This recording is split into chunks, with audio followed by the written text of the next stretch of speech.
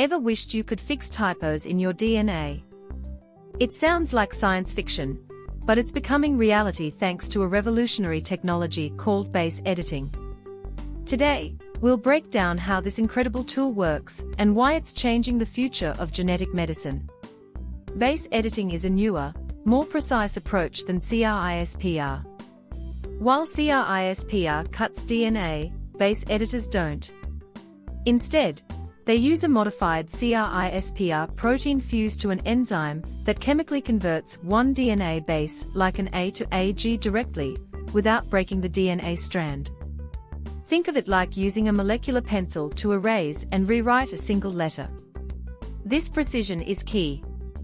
Traditional gene editing can introduce unintended mutations, but base editing significantly reduces that risk. Scientists are already exploring base editing to treat genetic diseases like cystic fibrosis and sickle cell anemia, targeting the specific base mutations causing these conditions.